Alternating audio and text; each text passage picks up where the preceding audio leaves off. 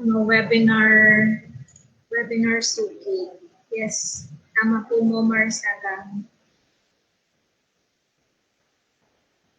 And we have people from Talisay City Division, Perdita Badayos. Good afternoon po. Nandito po si Ms. Marian Usoko, our provincial officer in Biliran. Also, Tech for Ed coordinator vocally. So for those that is not aware, we have a Tech for Ed project. There's this platform. You can go to www.techfored.gov.ph. So for new users po, you can register. Just locate your nearest Tech for Ed center in your area.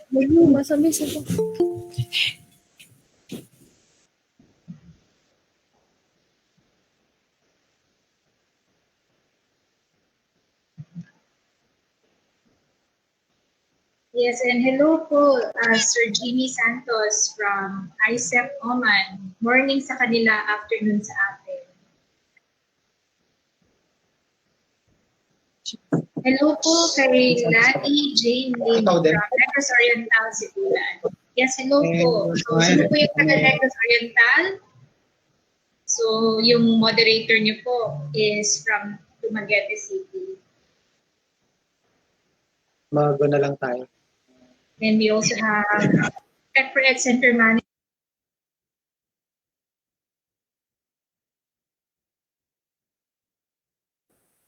Hello, Miss Alanis, ma'am. I think someone muted you. Kindly unmute yourself. Okay po. Hello po. Saan ba ako? Ano ba yung last na sinabi ko? Yes. You're from Dumaguete. From Dumaguete. Okay po. So, we're about to start on time because we know people will eventually join the webinar session both in Google Meet and in our Facebook page. And yes po, this will be recorded. And it's in Facebook live stream, so automatic. Magpo-post po doon yung webinar session if you would like to revisit the speaker's presentation.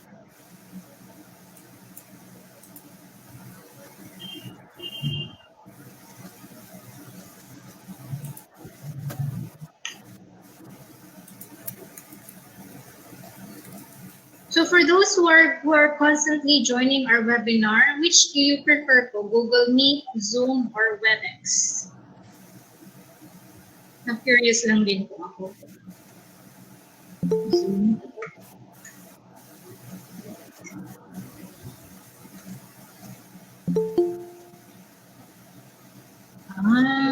Parang maraming Zoom. Zoom and WebEx. WebEx, Google Meet. Siguro baguhin namin yung survey namin in the future kung ano yung platform na gusto niyo.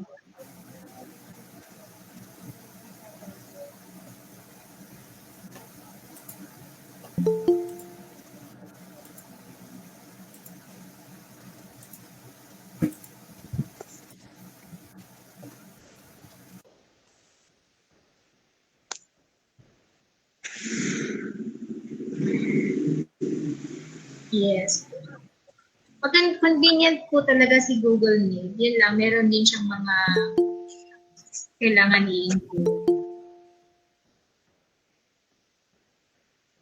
Sige, next time na kami mag-survey kung anong platform ang gusto niyo or which one is it.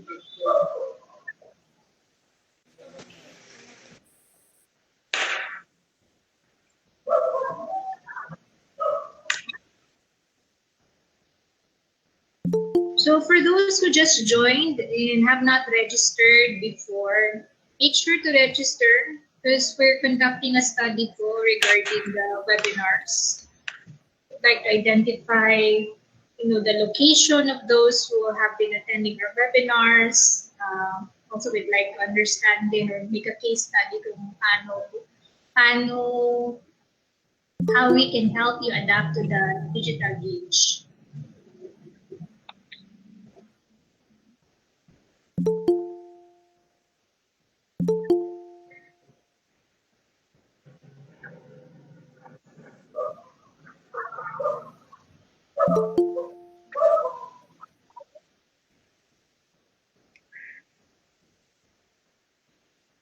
Okay, so konti na lang po and we're about to begin in a few minutes.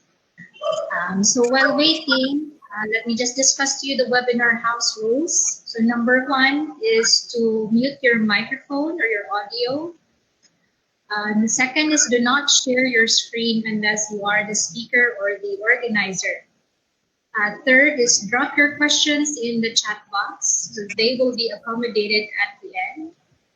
And be sure to listen and take notes. In lieu of the certificates, you have to pass the quiz and answer the evaluation. Digital certificates will be given within 2 weeks after this webinar. And don't forget to like or follow our Facebook page at DICT FOO.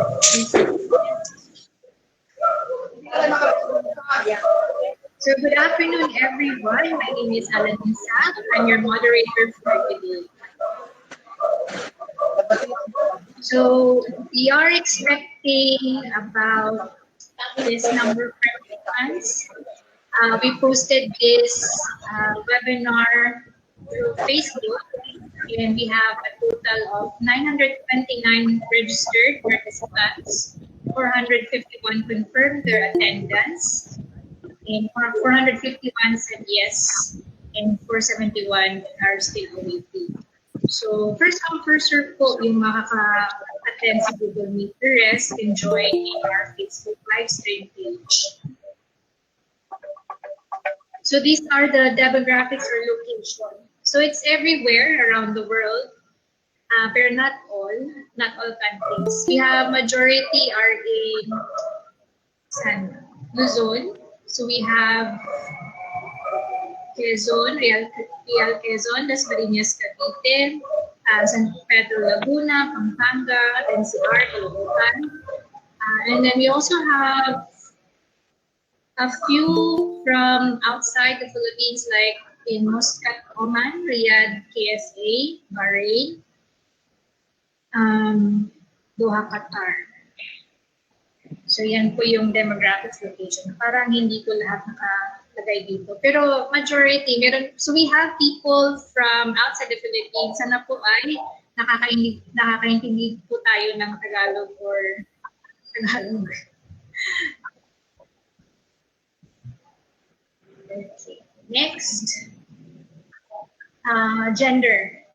So 59.5% are female and 40.5% are male participants. So mas maraming oras po yung women to learn. Demographics age, so it's across the board. Majority are in the 22 to 30 na age, followed by 32 to 48. So, ganyan po. So, meron po tayong nag-register na 15 years old.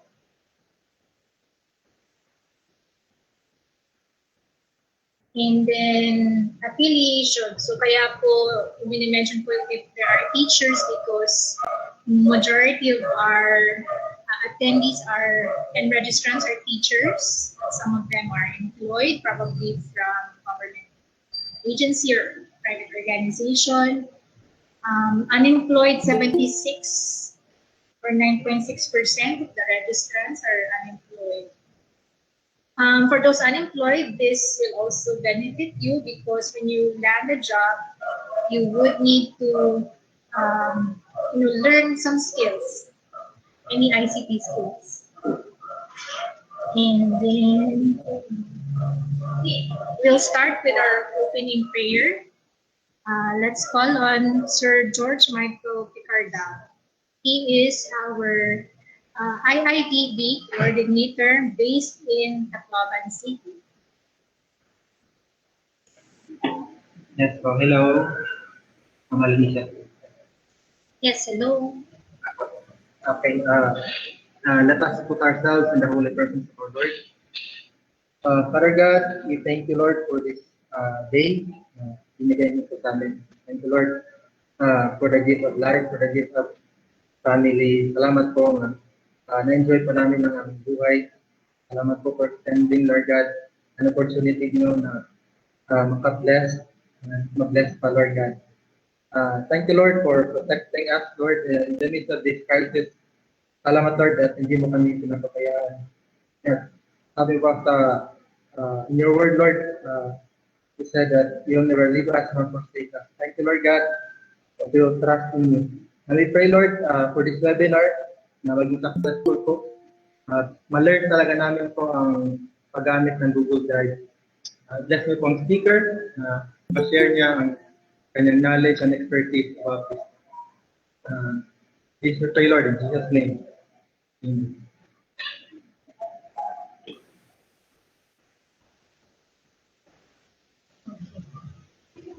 Thank you, Sir George Michael Picarda, for the prayer.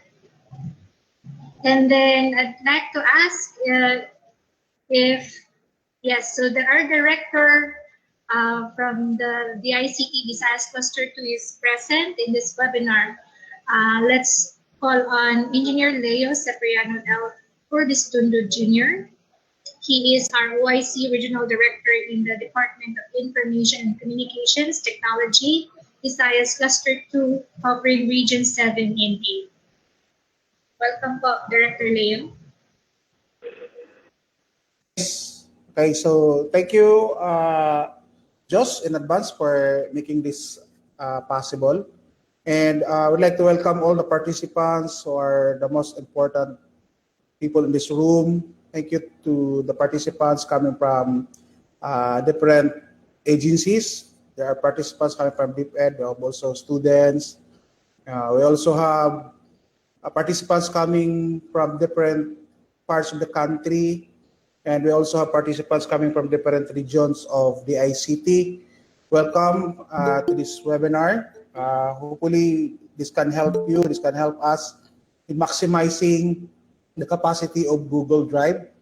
And we are designing this training or webinar for you because for now, there are challenges when we are using our computers and we are using internet in keeping our files intact together in just one repository. So this webinar, again, will help you, can help you, and hopefully you can maximize this one. And those who are attending here, hopefully you're not just attending because of the certificates that we are going to give for those who can pass their evaluation, but also because you want to learn more related to this kind of topic. Thank you very much. Welcome everyone. God bless and good afternoon. All right. Thank you po to our director in the DICT Visayas Cluster 2, Visayas Cluster 2, Engineer Leo Cipriano L. Orbistundo Jr. for gracing the opening remarks. So to inform everyone, we just reached the maximum limit for the attendees in Google Meet. So for the rest, if you know someone, they can stream through our Facebook page at DICT FOOBCT. So let me introduce to you our speaker for today.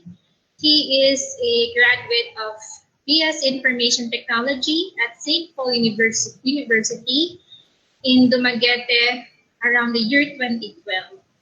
So he's one of the 10 outstanding students of the Philippines, or TOSP, in Central Visayas on 2012, and one of the top 30 outstanding students of the Philippines with awarding health in Malacanang Palas in the year 2012.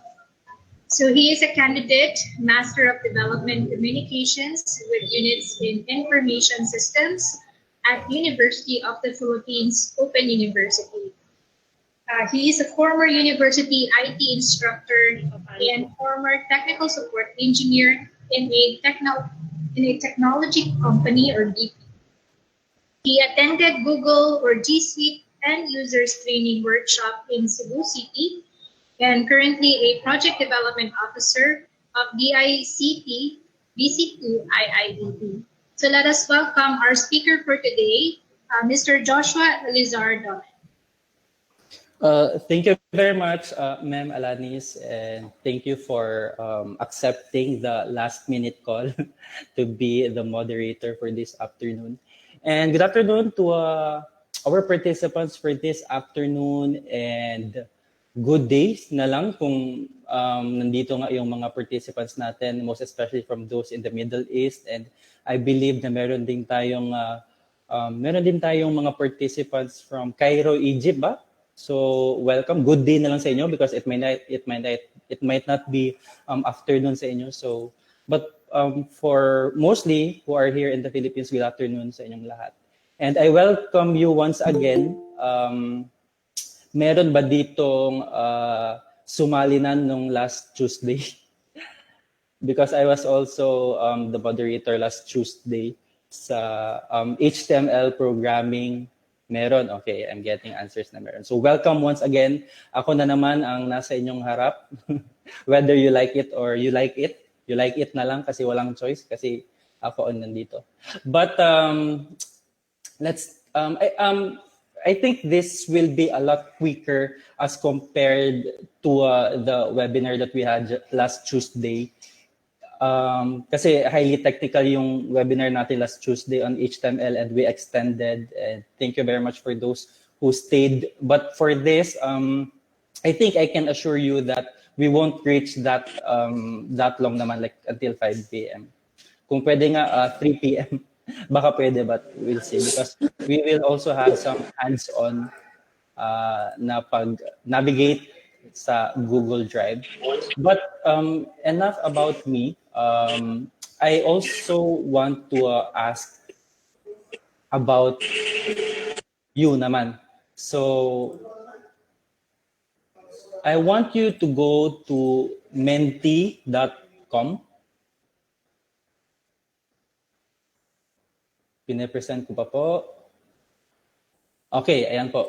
I want you to go to menti.com and key in the code 724549 and please answer the question, why are you joining today's webinar? And real-time po nalalabas ang answers nyo dito sa screen and you will answer anonymously, hindi naman makikita ang pangalan nyo. I just wanted to check why you are here in this webinar right now. Sige, I'll give you around a minute to go and hover to menti.com. Ayan na, may naglalabasan ng ating mga sagot. Observe to learn more about Google Drive. To learn, I'm using Google Drive. Perhaps you wanted to know more about the tips or you want to know, to have a better knowledge about Google Drive, like how you wanted to maximize using it as a refresher. So, naiwanan mo na ang paggamit mo ng Google Drive, I think, because you need to refresh your knowledge about Google Drive. To learn at pumapasok ang mga answers natin to enhance, refresher, to gain knowledge. I think basically they all revolve around the same answers, no? To have an additional knowledge, to expand my knowledge, to learn, to master Google Drive. Okay, so ayan na, lumiliit na po ang mga fonts nyo at hindi ko na po nakikita. We have 75 responses already. About the others, I think we have 200. I think jam-packed ulit ang room natin. No? We have 252 for Google Meet and 250 lang actually ang kasya. Ayan na, dumadami na. Okay. Sige po. To learn more about G-Drive. For the sake of security, may nakita kong answer na for curiosity. Sorry, for curiosity. So ito yung isa naming participant, picture siya sa Canary that we are given another chance to participate. Ayan po.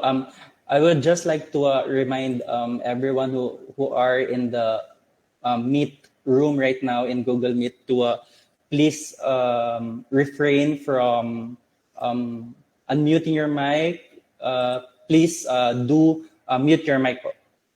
That's one of the challenge here in Google Meet because the organizers could not actually control your audio and your video as well, and you sharing. So please refrain na lang po. At ayan na po, I think the bottom line here, ang pinaka nakikita ko pong word dito is knowledge, and I am glad that you want to know more about Google Drive. This might not be a stranger to most of you because you already know Google Drive. And okay, so thank you po. Ayan na po, hindi ko na po mabasa. Sira din ang mata ko. So thank you for answering po. Now I know that perhaps more than the certificate that we will be giving later, you're also after the knowledge that you will gain above anything else. So we will now proceed to our topic and the main meat of our webinar this afternoon. And it is about, of course, Google Drive. Shall we begin? Thank you for answering in our mentee. Now, Google Drive is a cloud storage solution with 15 gigabyte of storage available for free and paid plans with additional storage and pictures. Now, simply put, Google Drive is a cloud storage solution.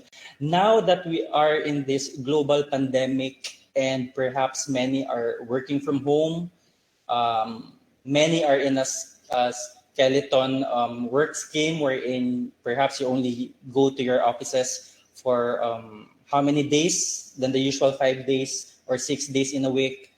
And having a cloud storage is the best solution for such when you work from home. And kanina, when we were actually, when we were just starting, no, I think Mem Alanis has asked if you already know about this and if what cloud storage applications you are using. And there was someone who answered that you're using Office 365. But actually, Office 365 is not comparable to a Google Drive. It's like we are comparing an orange with an apple because Google, Office 365 is actually a set of products from Microsoft. It includes Microsoft Word, Excel, PowerPoint. But Google Drive itself is actually a cloud storage solution. And if you would compare Google Drive with another storage solution from Microsoft, it would actually be OneDrive, not Microsoft 365. But if you would compare those Office 365 products or offices to the Google platform, then that is actually comparable to the G Suite. To make it clear lang po. We have a lot of cloud storage providers in the world, and actually Google Drive first started in around 2012, and during that time, the number one cloud storage provider was actually Dropbox, and but there was kind of a problem because when you would access Dropbox, you could not really you could not collaborate that well, especially if you work in a team, and you could not access your emails and then have it synced or synchronized with Dropbox. And so here comes Google. So Google actually first started as a search engine company. So you know what search engine, right? When you open the web browser and when you search for anything that you want to search, and perhaps Google will enter the scene and it will do the search for you. And it is along with Yahoo and everything else. Now, you might actually ask, how then does Google, get income, or how do they get money from just being a search engine? Diba? Like, if you could imagine, in exchange of being a search engine, how come is that Google is one of the highest earning companies in this world, or in this global situation right now? The answer is, aside from ads, wherein Google, if you are a business and you pay for advertisements so that your products will be advertised in the search engine. In 2012, Google introduced the cloud storage solution, wherein if you actually pay, or if you want a higher storage than 15 gigabytes, you have to pay. You have to pay now. And if actually Google Drive is basically free. It is free, and you are given 15 gigabytes of free storage, and you could access most of its apps. But if you would want to go beyond 15 gigabytes of storage, then you have to pay now. You have to pay for more than 15 gigabytes of storage. And one good thing about Google Drive is that it lets you keep all your work in one place, and it lets you view different file formats without buying extra software.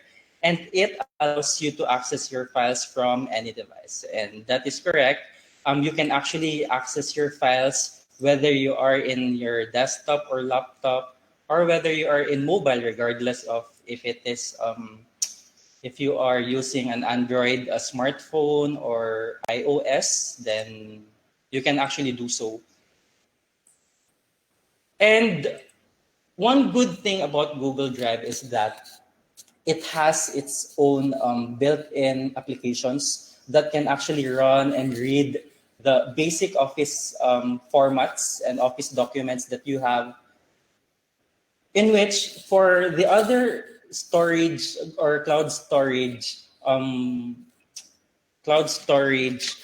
products or services, they could not do so. Like, if you upload like Microsoft Word in one certain cloud storage application, um, tendency is it could not read it as a Microsoft Word, because it doesn't have a supporting built-in application that can read such format. Now, I'm not sure if you have heard of Box as well, or OneDrive, or Dropbox. These were actually the leading cloud storage provider before, but sometime in 2012, Google Drive entered the scene, and it has given a tough competition among its competitors. And if you are actually familiar with OneDrive, no, OneDrive, that is actually the Microsoft equivalent of Google Drive. Okay, but we understand that we have our own in our own personal computer or in our own device, we have our local storage. And of course, when you access your local storage, that is just plainly present in your computer system. But what if it so happened, I think we have teachers here, correct? Most of our participants are teachers. What if si ma'am, you have a conference to attend to, and you have a presentation, but what happened is you saved it in your USB flash drive from your local PC. It so happened that, God forbid, your USB flash drive has been corrupted, or it doesn't work as it should be or it must be.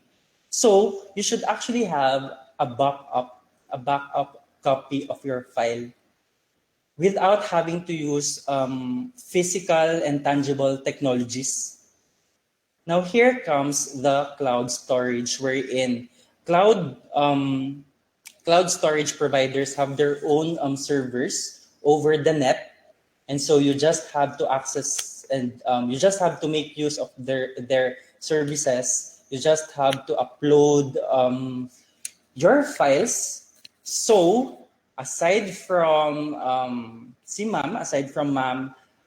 making use of her USB flash drive because she has to present something in a conference, one great alternative as backup is saving it or uploading it in the cloud storage.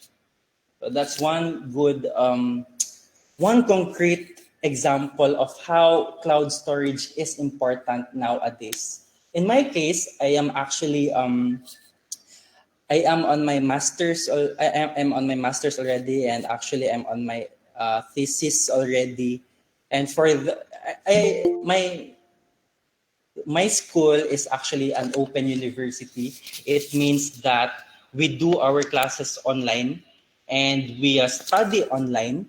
We need not to go physically to our school just to learn. We just have to go to the internet and we have our own platform to learn.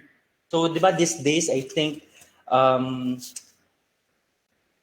ngayon ang mga classes na are done online, no? Correct? In this current COVID-19 pandemic situation that we have right now, I think some are doing their classes online, but actually such kind of education has been the kind of learning that I've been doing already for the past 2 to 3 years as a student in the University of the Philippines Open University. So we actually learn online, we interact online. I have never met my classmates except for when we had to take our final examinations. I had to go to the nearest UP Learning Center, which is here in Cebu, to take my final examinations. But most, I think, 98% of the time we were online. And so having a cloud storage on hand is really, really important. In my case, most especially that if we have some group works, we need not to submit individually our own office documents and then compare with each other if you are assigned with one certain topic and one has to still access your file and another still has to access your file. But with the Google Drive technology that it offers, you can just have one specific file that is actually accessible to everyone. You will know who did the edit, who is currently editing, and there is no issue with the security, most especially because you can limit the access to certain people, you can limit the access to certain persons that belong to your team. And so that is one actually concrete evidence of Google Drive. And such kind of technology or such kind of platform or tool is not actually present in other cloud storage providers. That is why I think that was such a clever technique done by Google to make its Google Drive product very, very at par and very competitive to the other cloud storage applications available. Okay. Now, may I know if you already have your own Google account? Well, for those actually in Google Meet who are attendees right now, uh, not all actually are using their Google account or their Gmail account because it is actually open to all other domains. But if you go to a Google Meet Mobile or you access Google Meet Mobile, you could not actually enter the meeting if you are not signed into your Google account. Okay, that's the difference between the mobile and the desktop version of Google Meet. So Google Meet, for those who are yung mga nakapasok sa Google Meet, we are jam-packed right now. That is another product of Google. That is another service of Google. And that's actually part of the G Suite na program. So Google Drive is actually part of the G Suite platform, wherein G Suite is actually it is a collection of all other tools and products and services of Google that the company offers. Now, even us in the government, we are actually working in the government, and we have already migrated from using a certain service provider. Now we have migrated to using our GovMail account already. That is actually a product of Google, and I'm not sure with the other government agencies if naka-migrate din kayo sa Google. Can someone answer ba? Is your domain na deped.gov.ph? Are you accessing it through Google perhaps?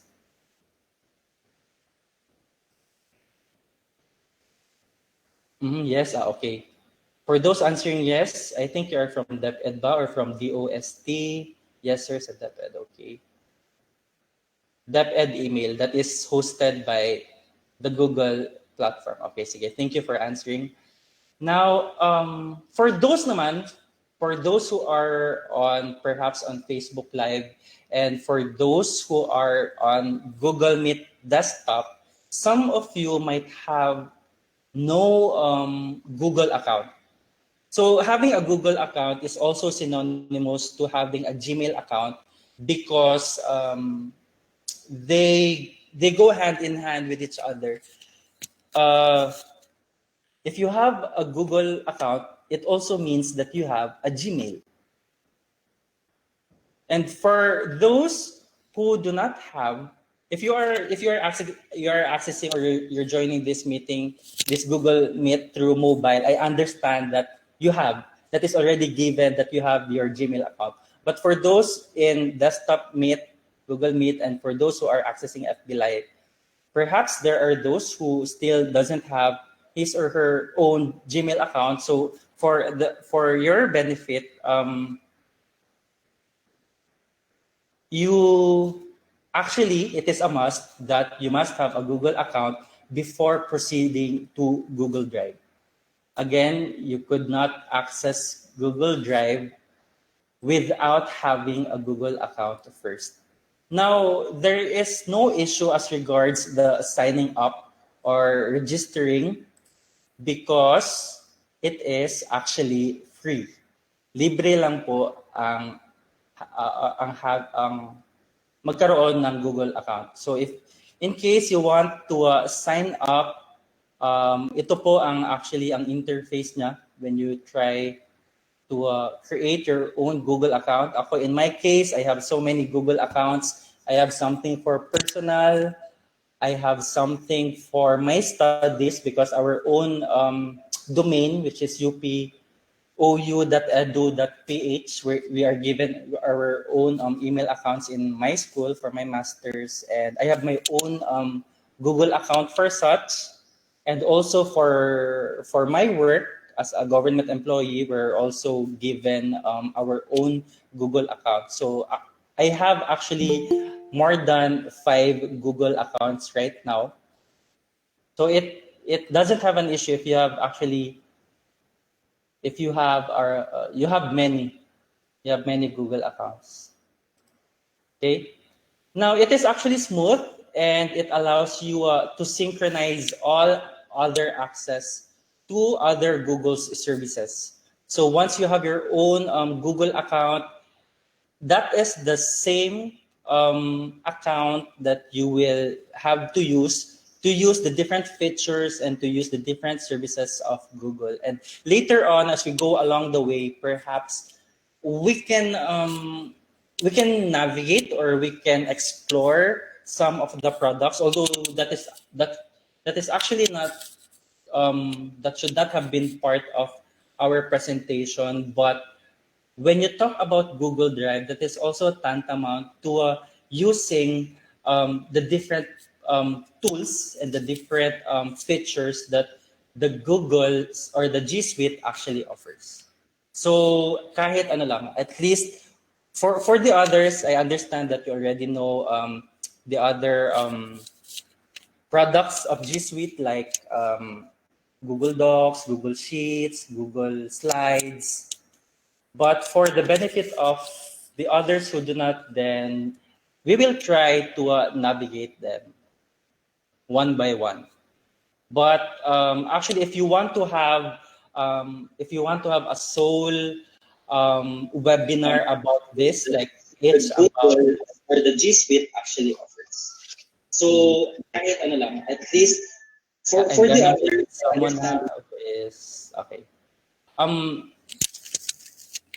if you want to actually know in depth about specifically Google Sheet alone or Google Docs alone, I think we could not squeeze that in this webinar.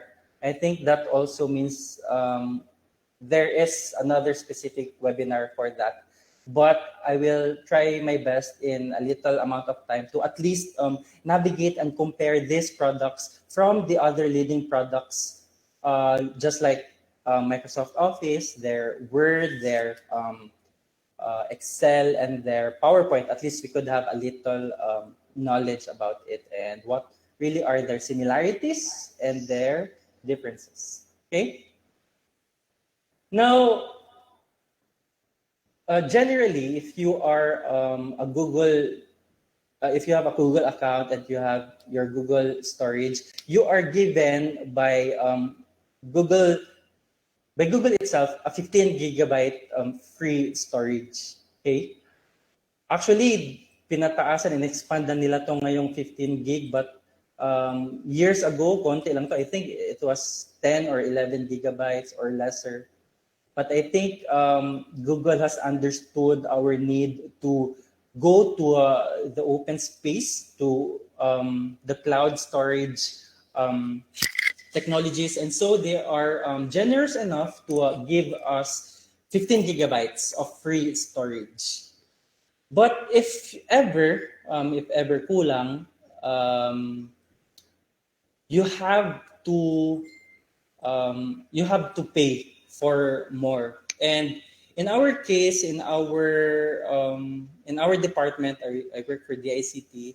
We have 30 gigabytes free of storage, so around 2 times the free capacity of a regular Google account. But I think for DepEd, since I think your department has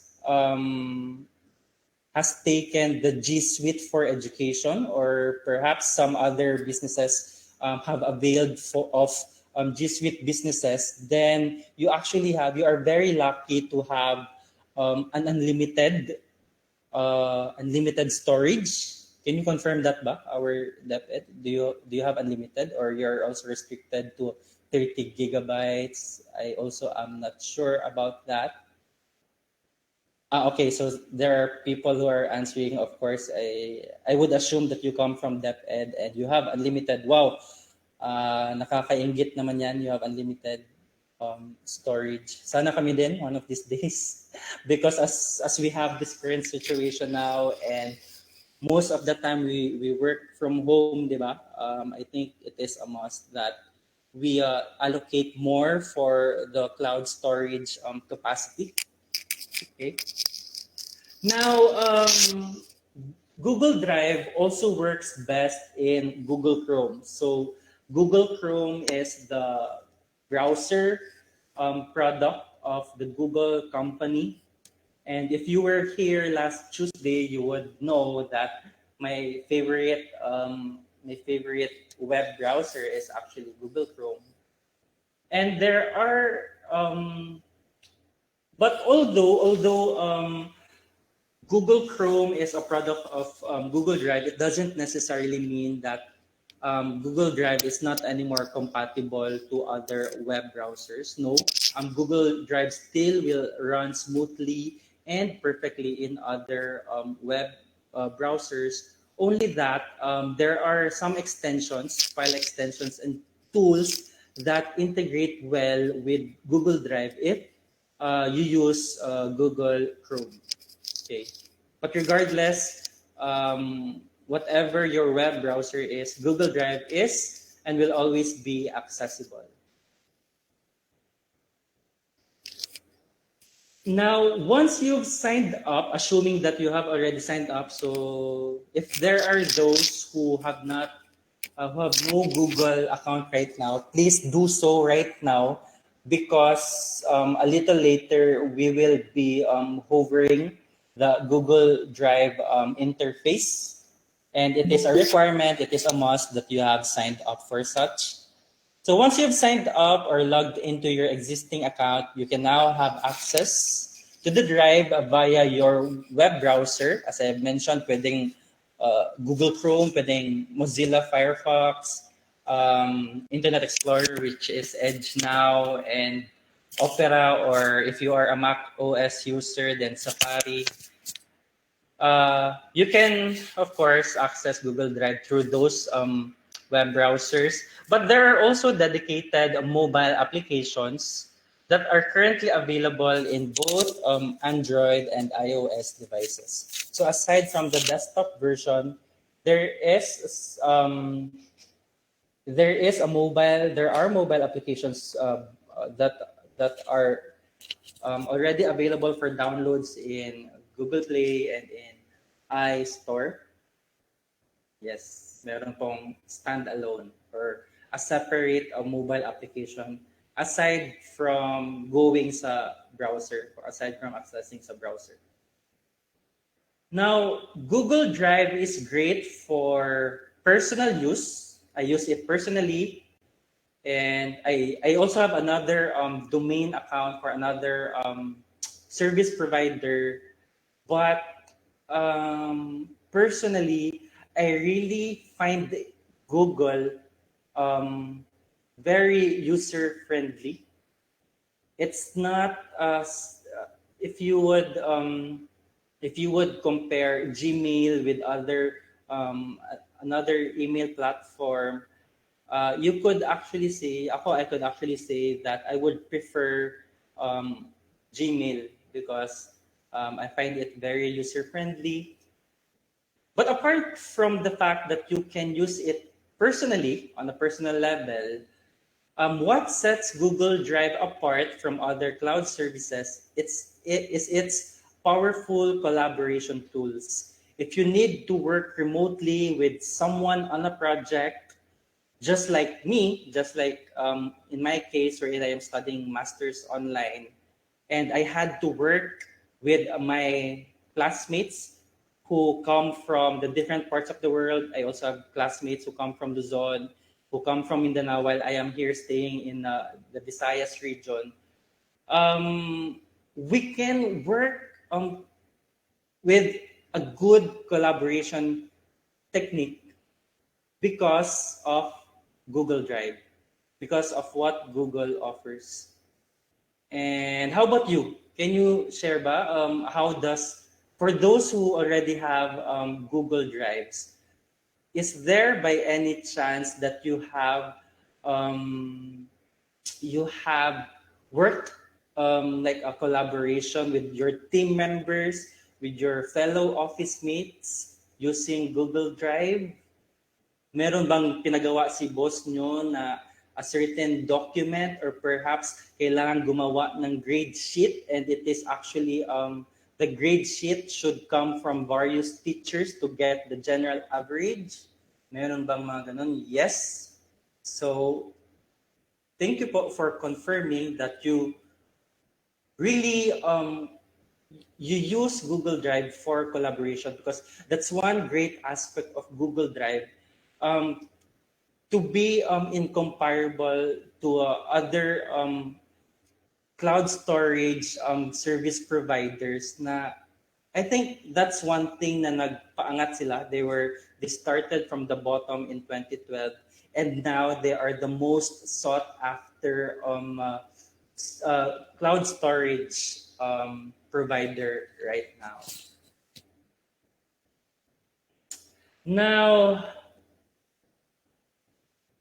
sige. So at this point, we will access your own Google Drive. So for those na hindi naman nahihirapan, although we did not require you to use laptop along with perhaps your smartphone that you're using right now, but if you'd actually, if you are beside your laptop right now, if you're in front of laptop right now, please open it. Or if you are on desktop, please open it now, turn it on now. If you are on mobile, diba, you can actually multitask then. Pwede ba, you can use your mobile. But what I want you to do right now is to go to your browser and we will access your Google Drive because as we continue with our discussion, we will navigate each of the functionalities of Google Drive. Perhaps alam nyo lang ang basics ng Google Drive, alam nyo kung paano mag-upload, alam nyo kung paano mag-download, but you are not aware that there are more other powerful capabilities that Google Drive can offer. So do you see my screen now? This is my browser. I'll check the laptop. Yes. Okay. Tama naman. So what is the link for our Google Drive? That is drive.google.com. Okay? When you type drive.google.com, you are already accessing your Google Drive. That is already your Google Drive interface. But what if tinype nyo lang ang Google Drive sa inyong URL locator? Ang lalabas niyan, of course, is ang search results from your search engine. Diba? So, if that happens, you have to hover to the correct link of Google Drive. Okay, but if you are in your browser and you're in your URL locator, the simplest way to go to your Google Drive is by typing drive.google.com.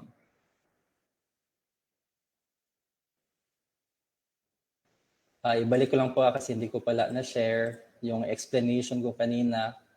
But if you search, if itong Google Drive, no, if ito ang nilagay nyo sa inyong address bar or sa inyong URL locator, tapos mag-enter kayo, hindi yan didiretso sa Google Drive interface, but rather it will give you the search results. And you still have to find which one is the correct one, which is this one.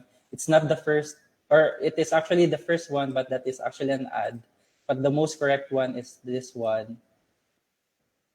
But let's go back now to the main interface of your Google Drive. Now at this point, iisa-isahin po natin kung ano ang mga nilalaman ng ating Google Drive. What are the different parts of the Google Drive interface? Okay? Sige po, let us begin. So this one is where you search for your files.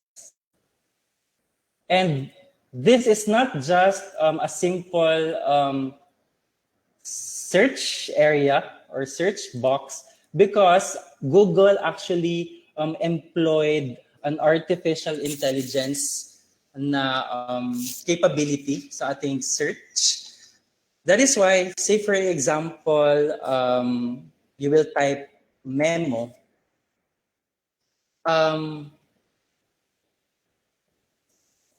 Or order. Actually, hindi lang po ang pangalan ng file names Kung say for example, meron kayong file name no na order at itatype nyo to sa search box, hindi lamang po order na file name ang i-display niya sa search results, but rather also the contents inside those search results. So say for example, itong Learn HTML, this is a Google Sheet document. Meron po niyang laman na text inside na naglalaman ng order na text. And meron tayong itong sa second one, itong Google slides ko na file. Ang file name nito is order. So sinearch din siya ng ating search box ng ating Google Drive. But if you could see, for most of the other items, wala pong sa file name niya, kasi ang dinidisplay po ng search results right now is ang file name. Sa file name niya, walang nakalagay na order kung saan ito ang sinearch natin. But Google Drive has employed a very intelligent artificial intelligence technique wherein may mga contents itong files ko na naglalaman ng salitang order. Okay, that's how intelligent our Google search is. Okay, next is this one po. This is the change settings capability, wherein this allows us to change the settings of our Google Drive. It also gives you the option to get Drive for desktop. Well, actually, Google Drive is not limited to the Google Cloud or to the cloud storage alone. Kasi actually, you could create your own local drive in your PC that is that reflects, that mirrors what are also inside your Google Drive. And ipakita ko po ang aking file explorer ha. Let me change my presentation view.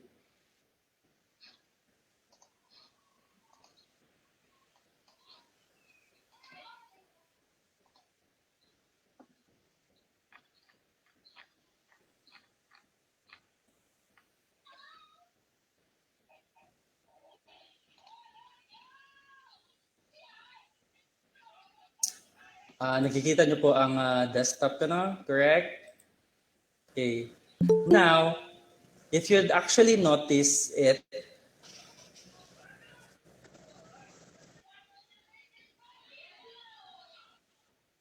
if I would go to my file explorer, the shortcut is Windows E. Ito pa ang natirang project namin last Tuesday. Dun sa mga nakasama ko noong Learn to Code HTML last Tuesday. If you could actually see my file explorer, I have my own Google Drive file stream na local folder, and that is actually connected to my Google Drive.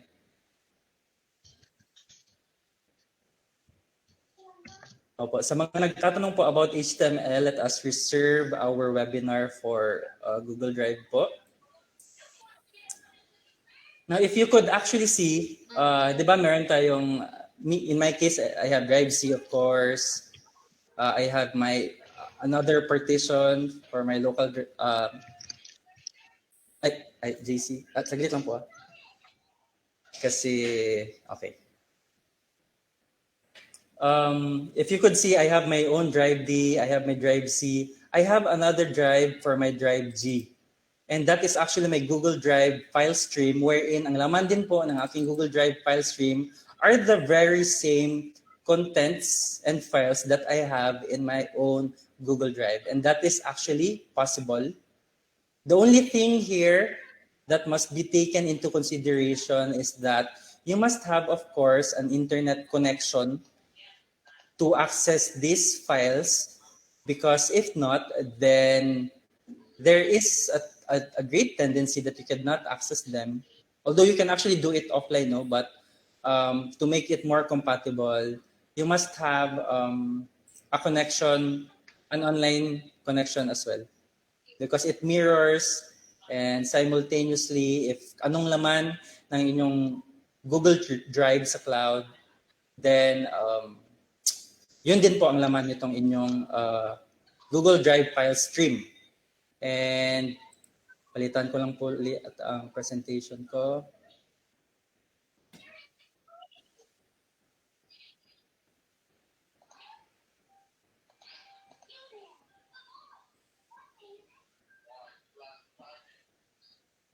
And how do you do that po? You actually just have to click on this, and there is actually a tool or a program that you have to download. And sige, kinlik ito tama. Okay. Kinlik ko po yung yung Get Drive for Desktop, and it leads me here. And there is a certain part here wherein you can have a downloadable file for you to create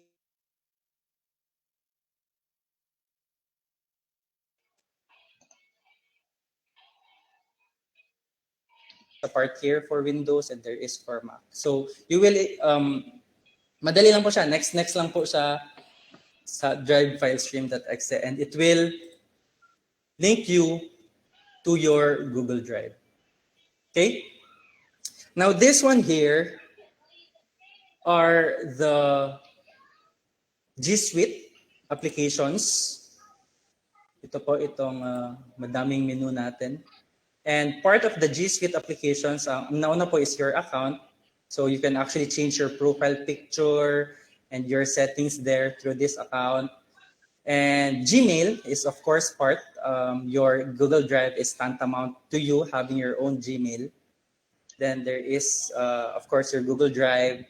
Then you have Google Docs, Google Sheets, and Google Slides. Google Docs po is, of course, equivalent to the Microsoft Office. Google Sheets is equivalent to your Excel, your Microsoft Excel. That is actually a spreadsheet editing application. Google Slides naman po is equivalent to Microsoft PowerPoint. And there are actually, mostly, there are similarities, but there are also differences, and there are some limits that you could not do in such. So, sige po, let's have very, very quick background of each of these items, because I know for sure that these are the three most commonly used G Suite applications. Sige, for Google Doc, so this is your interface for Google Doc. And let's start it with blank.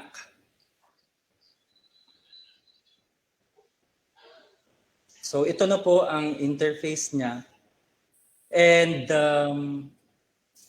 the one thing that is good about this Google Doc is that you can share this to other people that needs access, or that needs also to join the collaboration of this Google document. So say for example, shinare mo to kay certain someone kasi kailangan niyang i-input ang kanyang introduction. Kasi pinapagawa kayo ng group thesis, and sa kanya in charge ng introduction. Sa sunod naman ang rationale. Ito daw ay assigned kay Miss A, tapos ito namang si rationale assigned kay Miss B. When you share this to these people, then they will have access, and all together you can actually edit such document, Google document, for as long as you are all connected to the internet. Okay, and how do you share this? Now, of course, first things first, you must name your document, di ba? Later on, I will tell you, you are not limited to creating your own document, Google Docs, because you can actually upload other document processing applications just like Microsoft Word. Pwede din niyang ma-upload and mabasa ng Google Docs. So how do we share? So say for example, no, itong Google Docs natin is-share natin. First things first, you have to name your document. How do you name your document? Dito po siya, nasa upper left-hand side. Magpa-prompt naman po, if i-share nyo tapos wala pang file name, magpa-prompt naman that you have to have a file name. Now, say for example, you belong to a certain domain na member din kayo ng G Suite. Ako, I am a member of, we are members of the DICT domain. When I type a certain name, so say for example, ang kasama ko dito ngayon, nakapangalan ko din, na tinutulungan ako sa technical, si Joshua Corona, lalabas din po ang pangalan niya because we belong to the same group. Google automatically gives suggestions of what you are typing. I-mention ko na din si Miss Claire na meron ding webinar this weekend. Lalabas din po ang pangalan niya. Okay? Kasi we belong to the same group. But say for example, hindi kayo member ng the same group or the same organization, hindi kayo nag-avail ng Google G Suite application, pwede pa din niyang i-share sa iba outside of your organization by going on this part sa Get Shareable Link. And you can share now such document by actually copying this link, but first po, you should see to it kung kanino nyo siya sinishare. Like for this one, by default, isi-share siya sa mga members ng aming domain, which is DICT, but there are also, if isi-share ko siya sa DICT namin na domain, yun lamang po members ng organization namin ang maka-access. But what if hindi siya taga DICT, taga DOST siya? Pwede ko bang ma-share pa din itong Google Docs? Pwede po. Meron po tayong more na options dito sa baba. And you can choose public on the web or anyone with the link. Okay? Public on the web or anyone with the link. Kasi kung pipiliin po natin tong for your certain organization lang, then restricted lang po to sa kanila. Okay? Pwede din na hindi mo siya i-share for yourself lang or i-share nyo siya for specific people, then pwede din po. But if you want everyone who accesses the internet to access your file, then either of these two po. And you must now choose if that person can edit, pwede niya bang ma-edit ang contents, can comment, meaning to say, makaka-comment po sila, hindi sila makaka-edit, but makaka-comment sila sa mga content ng inyong document, or they can just view, wherein hindi nila pwedeng ma-download. They can just view the document, but they can never download it, they can never edit it, just purely viewing the document itself. Or they can edit it wherein they can download it. Okay? Now, we have to save it. So available na siya. Kung sino man ang may link nito, makaka-access siya. And siya din ay makaka-edit. Tapos, i-save ko siya. Magbabago po ang link niya. Ito na po ang updated link niya. Anyone with the link can edit.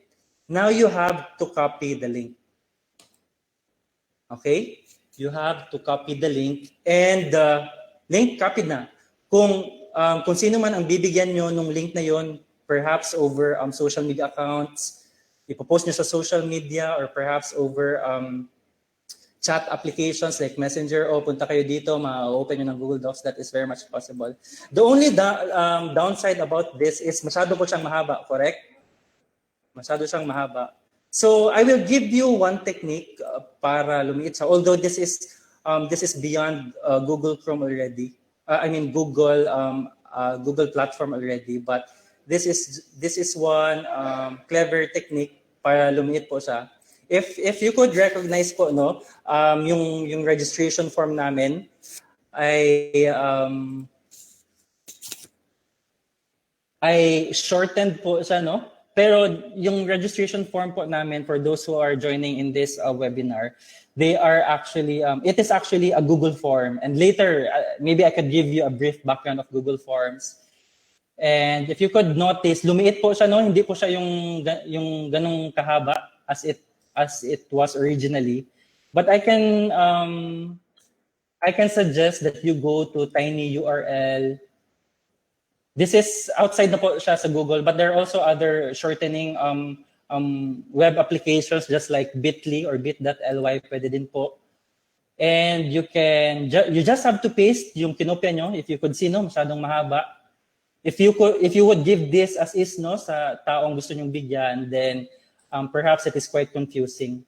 Now, when you go to TinyCC, then pwede nyo bang ma-customize yan?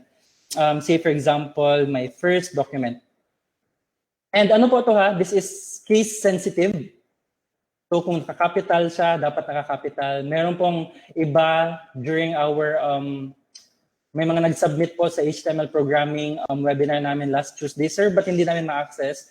The problem pala is that they typed it as is and hindi nila kinonsider ang capitalization or ang sentence casing.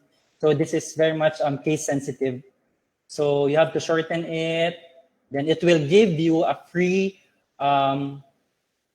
URL. At ito na po ang ibibigay nyo para mas maliit siya. And you can actually share it with this. Meron po silang share button. And meron din po silang QR code. Yes, nag-generate din po ang Tiny ng kanyang QR code wherein you just have, this is the one that you will give at mababasa na po siya ng QR code reader ng smartphone nyo. Okay? And I think nawala ako, no? Sumusunod naman po sana, no? Ang iba. Okay, balik po tayo sa My Drive. Okay? Ayan po. Okay, so that's one example of how you can easily share your file. And this is also true to other Google tools po. Hindi lang po sa Google Docs. But this is the very same thing kung paano po kayo mag-share ng inyong links to other members of your group or to someone. Pwede po kayo mag-type na specific email. Say for example, this is my personal email. Pwede ko po siyang sendan at pwede nyo pong i-tick ang notify people. When you tick notify people, it would mean that it will generate a message, an email message wherein ako daw po ay ini-invite kayo na mag-edit nito. So when you click on notify, that will also notify the user. If not, then so be it. Hindi po siya ma-notify, hindi niya po malalaman na may sinishare ka, not unless you tell it to him or her personally. Okay? And this is the very same way on how you share your Google applications, your G Suite applications to others as well. May it be Google Slides, may it be Google Forms, may it be Google Sheets. The same thing po kung paano mag-share. Okay? And now, balik po tayo sa Google Drive natin. No? Punta din naman po tayo sa Sheets, no? Kasi natapos na tayo sa Docs.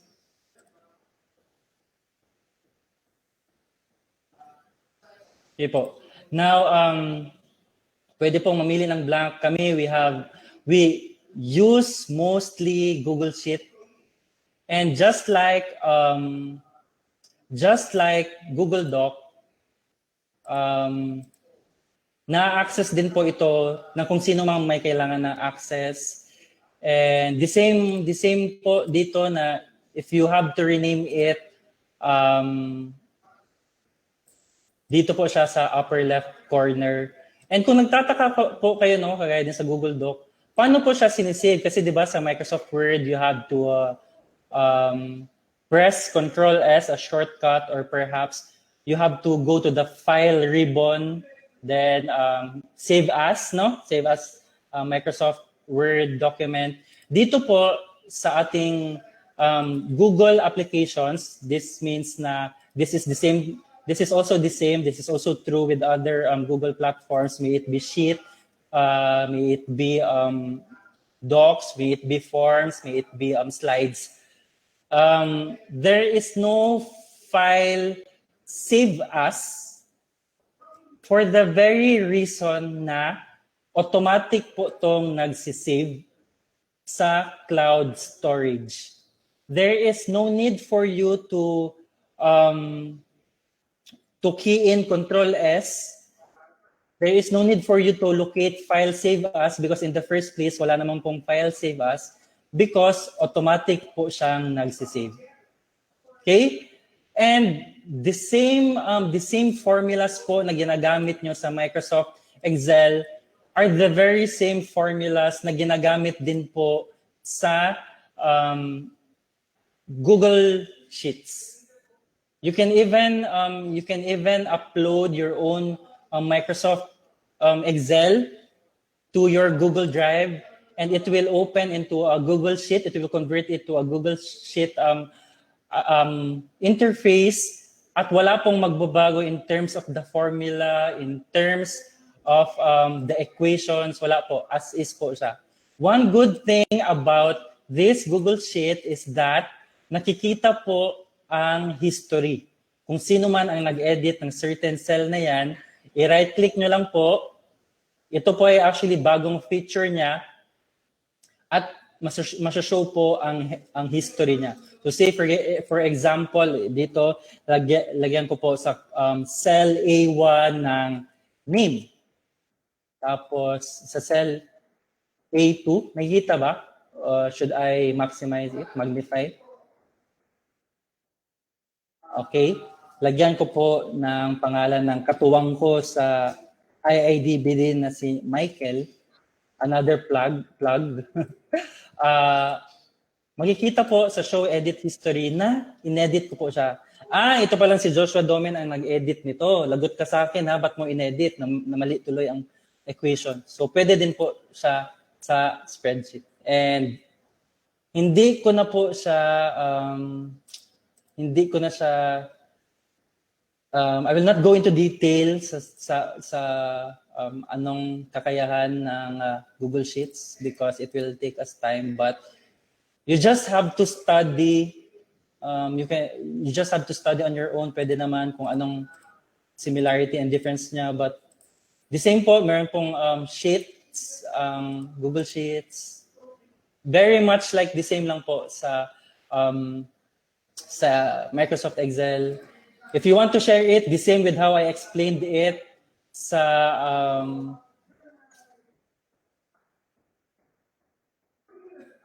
Google Docs kanina, the very same processes po, the very same processes, and I need not to tell you or explain it to you again. If sa mga hindi po nakakuha kanina, you can just catch it up sa ating FB Live. Naka-FB Live din po tayo, and our FB Live will automatically play. It will be saved directly after po the webinar. Then if you want to catch up, then doon na lang po, okay? So that we can maximize our time. Now, another G Suite application is the Google Slides.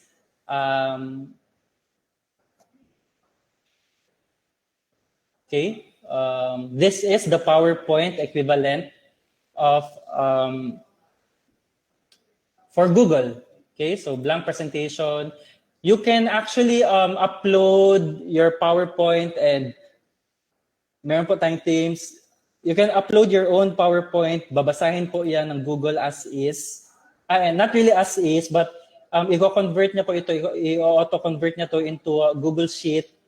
And one downside lang about it is that if may mga animations kayo on sa pag-edit nyo sa Microsoft PowerPoint, no, sa paggawa nyo may mga animations kayo, tendency is that once you play it or you present it sa inyong presentation, tendency is hindi po yan makikita or hindi po magpi-play yung animations na yun. Yan po ang one downside or one restriction ng Google Slides. But nevertheless, everything else like the text, the content, meron din pong tendency na if ang font nyo ng ginamit ay hindi available sa Google, papalitan din po ng Google ng fonts ang original fonts nyo po.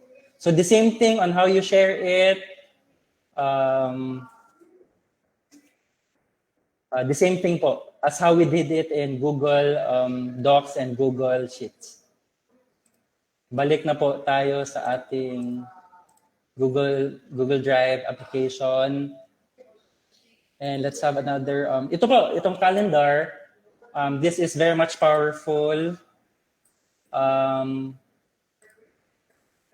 For those no nagtataka kung anong application ang ginamit namin para mag-send ng invitation sa inyo, dun sa mga nag-register, we actually used Google Calendar.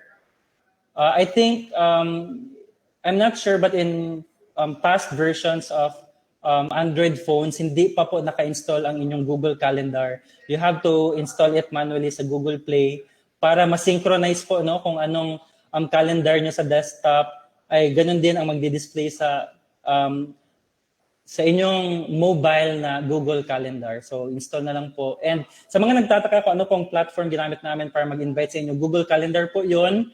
Gumawa po ako ng sariling calendar and di ba 2 to 4 p.m. May edit po yung parang pencil po. I can edit the name. I can edit the guests.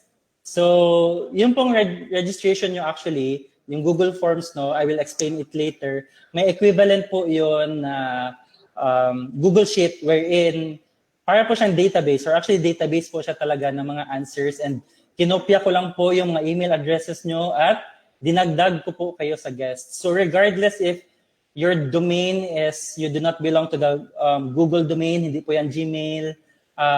If you are from Yahoo, if you are from Hotmail, then pwede pa din po kayong ma-invite.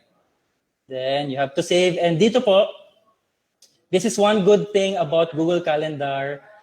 Kasi po, pwede po kayong mag-assign ng inyong Google Meet. If you would notice, no, yung hindi ko pa ito nagagawa, say for example, i-close ko to, kung gagawa ako mamaya namang 6 p.m., pwede pong mag-add ng Google Meet video conferencing. Automatic na po ibibigay ng Google Calendar ang Google Meet ID nyo. And sa Google Meet natin, actually, maximum niya lang po is 250. And dito po sa text editor na area, dito nyo po ilalagay ang inyong ayan na, nagbisaya na ako. Pasensya na po. Taga Dumaguete po ako, so hello po dyan sa mga kababayan. Dito nyo lang po ilalagay yung parang email message nyo. And say for example, mag-a-add po ako ng another email. So, i-add ko na lang po si Joshua Corona ulit, no? Ang kasama ko dito. At nadagdag na po siya. Kung isi-save ko siya, magtatanong po si Google Calendar, gusto ko bang sendan ng invitation yung kakalagay mo lang na pangalan or na email address? So, ayoko. So, dismiss. Hindi, wag na. So, don't send. Or kung gusto niyo talaga, which should actually be, you can check on, or you can tap on send or press on send. At automatically, kung ano po ang content nitong nasa message part ko, makikita din po to ni Joshua Corona na sinendan ko. At meron po dong response part sa baba. Meron pong yes, no, maybe. Actually, madami po ako, perhaps may iba pa na hindi nakakaalam sa capability ng Google Calendar na invite, no? If you want to confirm your attendance po, you actually have to press yes or to tap yes. If not, then no. If maybe, then maybe. Hindi po kayo magre-reply sa akin kasi madami po ako natatanggap na replies na, email replies na yes, whereas you actually have to just press on yes. So in future webinars po for our registrations at makakatanggap po kayo ng invite, just tap or click on yes po or no.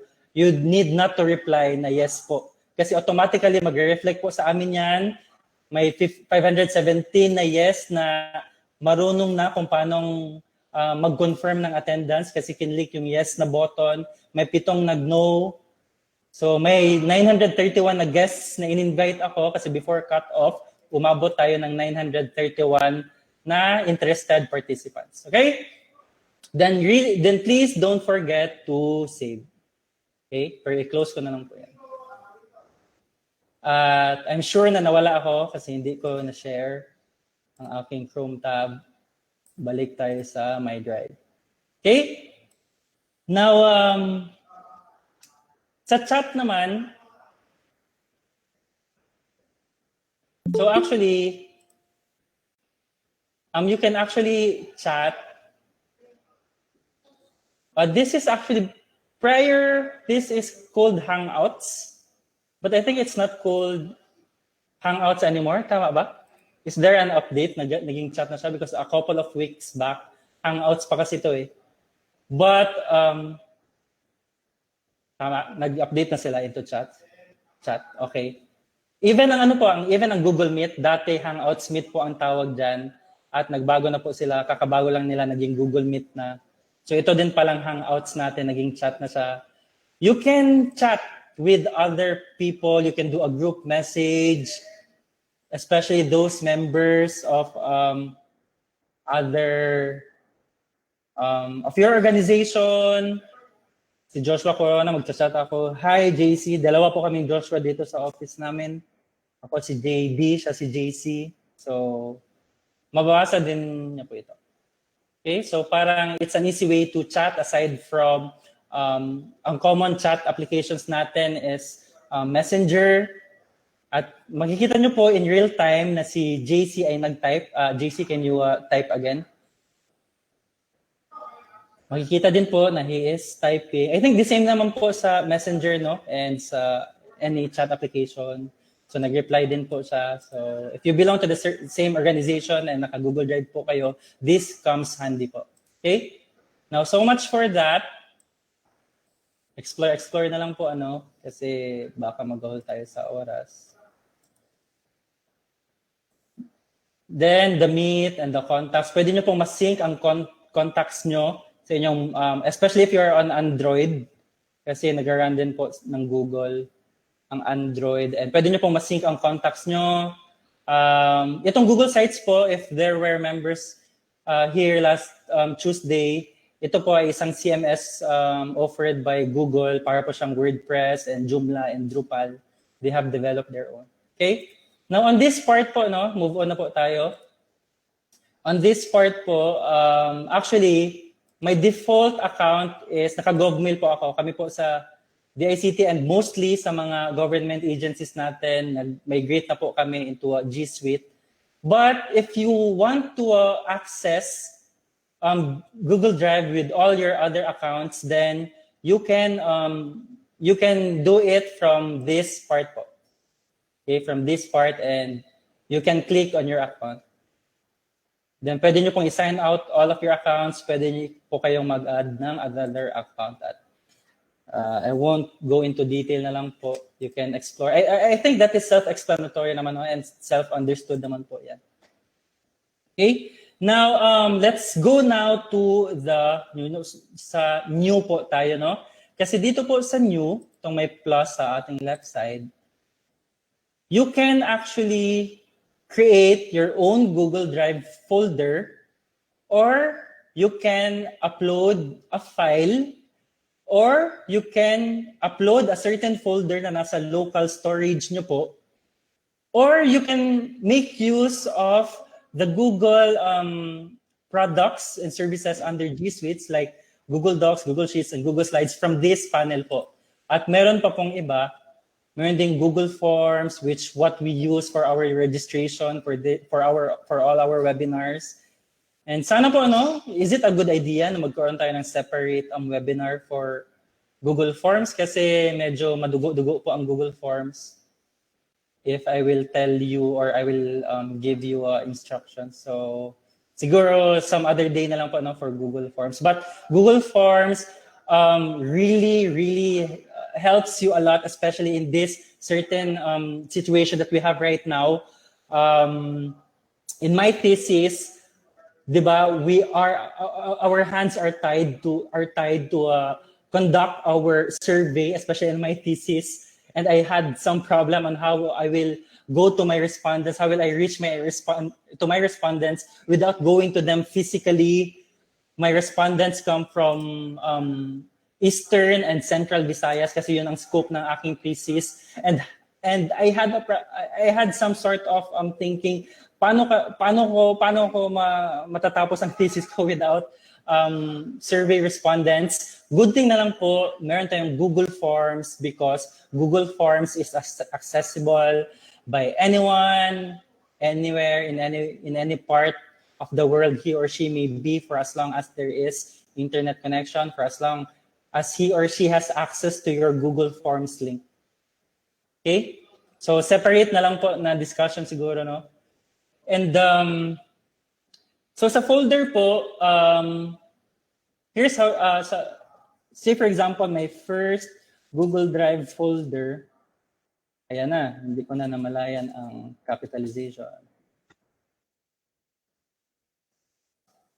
My first Google Drive folder, so itong folder na po, it means na ito po ay folder na nandito sa inyong Google Drive, which is uniquely created through through creating a new one. But it doesn't limit you in such a manner kasi you can actually upload your own folder na nakastore locally. And let's try na i-upload ko yung my first HTML folder na nasa desktop ko last Tuesday, and i-upload niya po yan.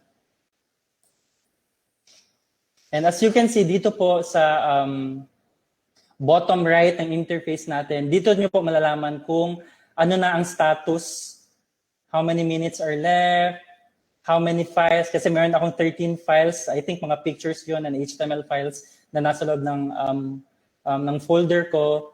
How many are left, how many ang ina-upload na ni Google Drive, nasa 11 of 13 na tayo, nasa 12 of 13, and finally finishing upload na po siya. At makikita nyo na my first HTML ay nandito na sa ating Google Drive, aside sa nasa local na natin siya, nasa Google Drive na natin siya. But it doesn't mean po, na kung example, may i-delete ako dito, i-delete ko si folder na public, it doesn't reflect na madidelete din po siya sa ating local. Most especially because in-upload na natin siya sa ating Google Drive. Okay? But if nakasync po siya sa inyong Google, sa drive stream nyo, yung drive G natin kanina, kung magde-delete po kayo doon, madidelete din po yung nandito sa Google Drive. Pero sa other local, yung kung saan po natin nilocate ang source natin, hindi po siya madidelete. Okay? So, na-upload po ni Google Drive ang contents ng aking folders, ng folder, yung mga JPEG, yung mga images namin, photos namin, in-upload din niya. Yun po. So say for example po, gusto kong, nasa loob ako ng aking folder na in-upload lang, nasa images na folder. Gusto kong mag-upload ng another, siguro a Microsoft Word document. Pwede ba siya? Di ba? Does it not sound conflicting na, di ba may Google Docs na feature si G Suite natin, bakit tayo, mababasa pa ba si Microsoft Word? So we will know the answer by actually uploading a file. Kung ito po ang pipiliin nyo, it means na gagawa kayo or mag-create kayo ng new Google Docs document or new Google Sheet, spreadsheet, or Google Slides presentation. But when you upload a file, say for example, maghanap po tayo ng Microsoft Word. Ito po, si Certificate of Appearance, i-upload ko po siya. So you can again see the history. So actually, ang format niya po ay .docs pa rin. Originally, .docs po siya, no? And when I uploaded it, naging siya? The same pa rin, .docs. Pero readable pa rin siya, nababasa pa rin siya ng ating Google Drive. And when we click on what we uploaded, actually, ang mangyayari po is preview pa lang po ito siya. This is still a preview kung anong content nun. And you have dito po sa ating interface sa taas, you can actually select which application sa Google Drive or any third-party application over the web ang gagamitin nyo. So if we choose ang open with Google Docs, by default, mag-open po ang new tab and kinonvert na po, or actually hindi kinonvert, but din-display na ni Google Docs in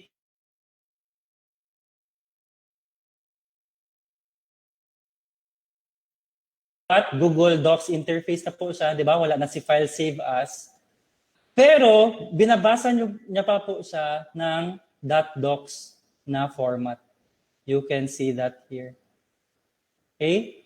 And balik po tayo sa preview natin. Dito po natin malalaman kung downloadable ba ang file, kung sinare ba siya over the internet publicly. Kasi if it means na naka-enable ang download niya, it means na pwede siya ma-download at yun yung ginawa ko, na-download ko siya locally into the same .docs na file.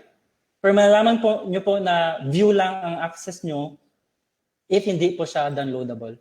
And then there are other actions just like share. The first one is share, wherein the same po, di ba? Kung magbibigay tayo ng access to someone, members of our organization or a certain email address, then yun po ang menu na yun.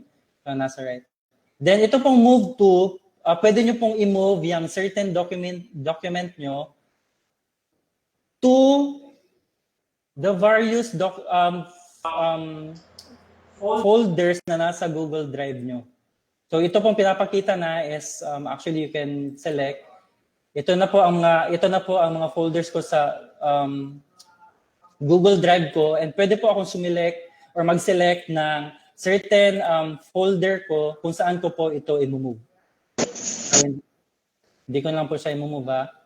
Pwede po natin siyang i-add star, meaning to say parang i-bookmark nyo po siya. Kung i-bookmark nyo po siya, it means na important siya. So parang madali pong man-notice ang inyong document kasi may star siya among sa mga preview niya. Pwede nyo pong i-rename dito. Pwede pa kayo mag-find kung meron kayong certain content na ipa-find. Pwede nyo pong tingnan ang details. Ito po, general information niya, what type of document is it, and everything else. Sino po ang nag-share or sino ang owner, sino ang moderator, nandyan din po siya. May permission ba sa baba?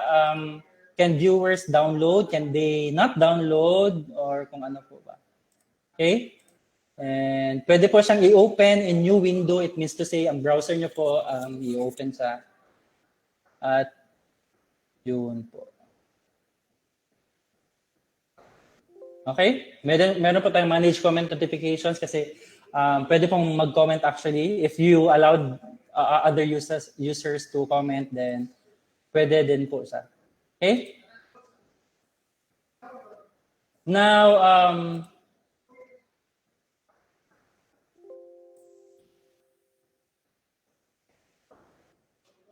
na-close ko po si Google Drive. Balik po tayo. Now, nakikita nyo po ito, no? Ito dito sa, naka-zoom ba ako? Ito po sa upper right, no? Meron po tayong ganito na icon that is actually for you to which kind of view would you like to display your files na nasa loob ng Google Drive. And ayan po. You can choose if you want grid view.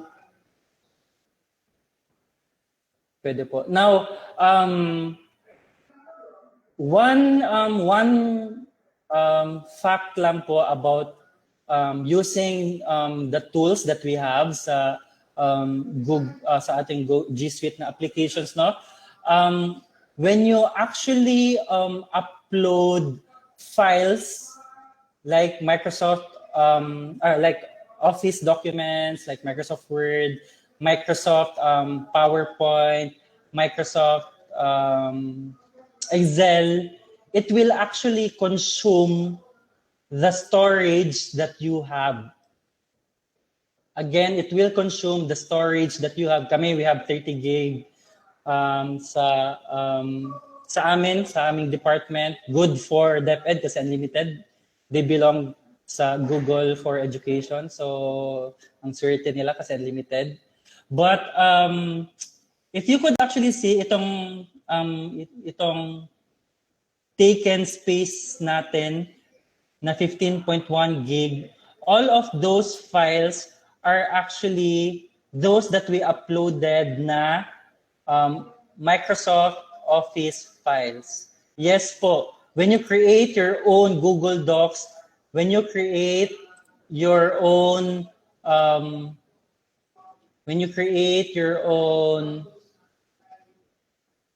Google Sheets or Google Slides, hindi po yan mag-take or magko-consume ng available capacity nyo sa inyong storage. Yes po. If you use the products of Google, of G Suite, hindi niya po kukuhanin ang any space sa inyong available capacity. Unlimited po for as long as you make use of their own platforms or their own products. Yes po. Now, another thing, another tip po, no? Sige, I will hover to my Gmail and paliitan ko na lang po ha kasi para hindi nyo po medyo mabasa ang aking mga something confidential. Well, another files that consume your storage is ganito po kasi yon. When you create your own message, kapag nag-upload po kasi tayo, di ba, traditionally, if may attach tayo na files like picture or Microsoft Office or Microsoft or any product ng Microsoft, ito po ang ginagamit natin, no? Itong attach file na paperclip icon. The technique po actually para hindi siya mag-consume ng space is by uploading through this one po. Insert files using Drive. So when you insert files, so ito po ang my drive, ito po yung drive natin na nasa cloud storage natin, pwede po. Pwede pong shared with me. Meron po nag-share sa inyo ng certain sorry po. Huwag na lang po nating i-continue yun. Pero if may nag-share po sa inyo ng Google Drive folder, pwede po. Yun.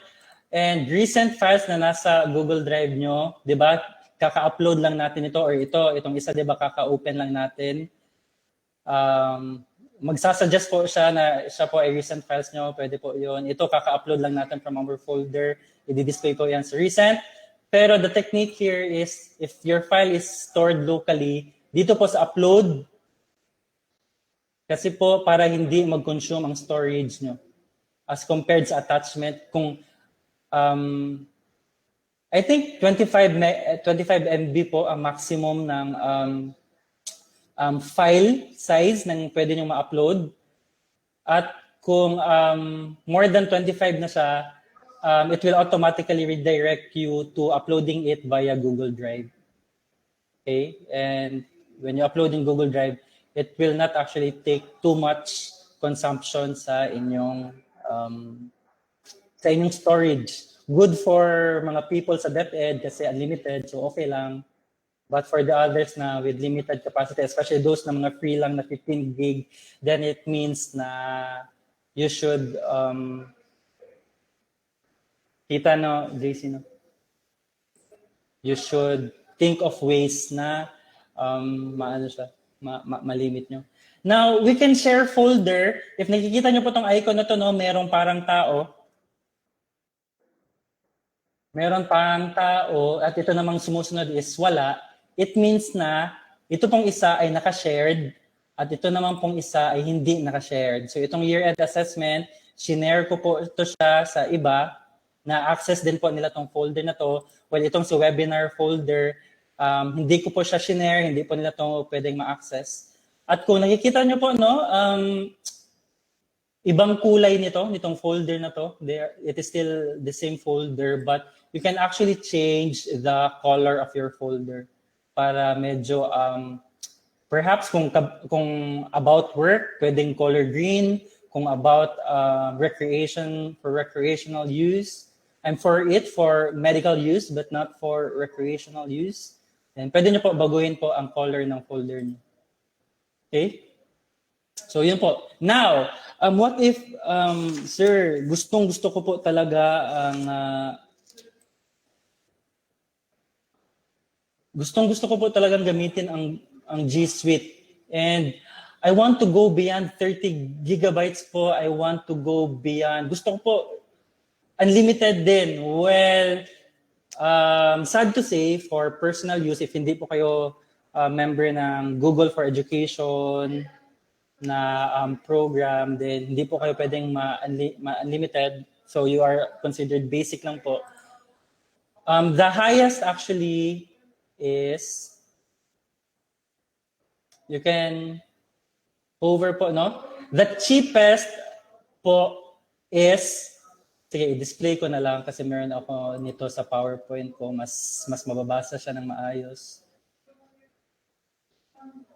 Saglit lang po.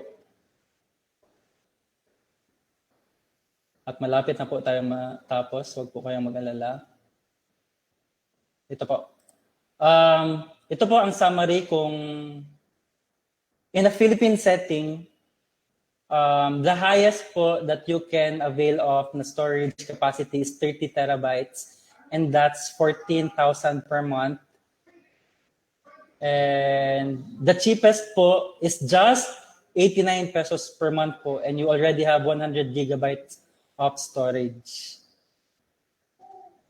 So it starts at 89, then pwedeng 200 gig, 2 terabytes, 10 terabytes, 20. It actually depends po on your, it depends on how you are gonna use your G Suite po kasi. When you pay annually, mas cheaper po siya as compared if you pay it monthly or on a monthly basis. So nandyan din po ang summary. Okay? Now since I'm back on my slides, ipakita ko na lang din po, no,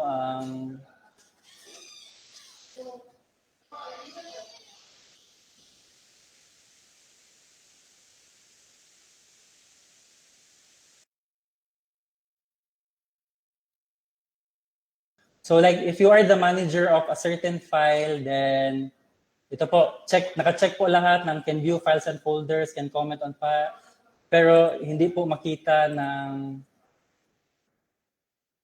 say for example, ng contributor or ng viewer,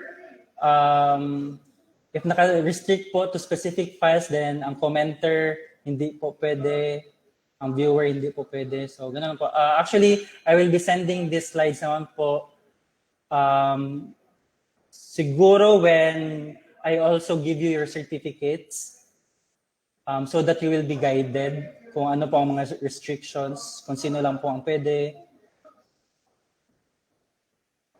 Kasi kung ibibigay ko na po itong slides right after, then, naku, mukhang mapaperfect nyo na ang quiz natin yan.